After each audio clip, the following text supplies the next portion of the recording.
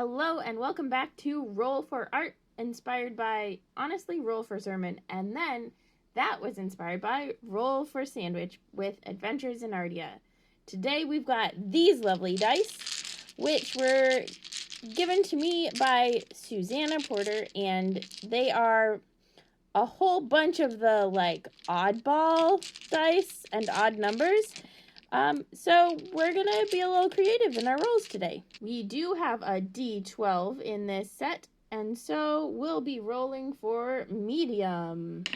And we've got a 12, which is artist's choice. I can't wait to have some choice in this medium, depending on the other rolls. Next up, we've got roll for color scheme.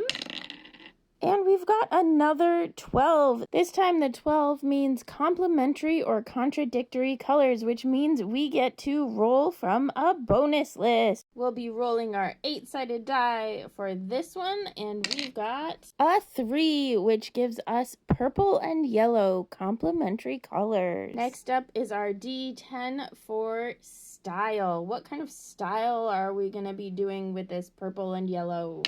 And that is a 2, which gives us praying in color, which is my favorite spiritual practice, and I am excited to share more about that with you. And another D12 for concept. What concept are we using? And we've got another 2, which is my mom and Ghiq. I've been working on an ongoing series with both of them. My aunt died about 2 years ago, so I'm looking forward to spending this time with both of them and God. And we've got a D6 for how much time we've got to work on this one. That roll gives us a 5, which is 2 blocks or all day, longer than I usually spend on one session of praying in color, but I think it'll work for the idea that I have rolling around in my head. As I get started, I decided to go with colored pencils and pens, which is a usual thing that I do for praying in color. For praying in color, you pick a person or situation that you would like to pray for.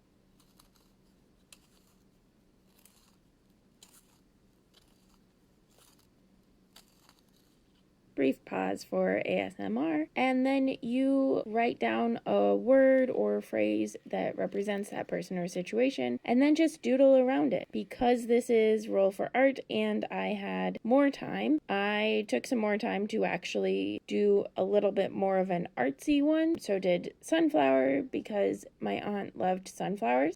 If there are particular words that represent things that you want to include in that prayer, you can write them around the edge and doodle around them. I wrote them on the petals. So I have Q, which is the name of the store that my mom and aunt owned together, and I have grief and family and love. And so it's just a great way for me as someone who doesn't connect well with telling God my worry list to have a different way of spending time with God and with the people or situation that I'm praying for. So let me know what you think. If you try praying in color, I would love to see it. And if you want a tutorial that goes more in depth on what praying in color is, let me know.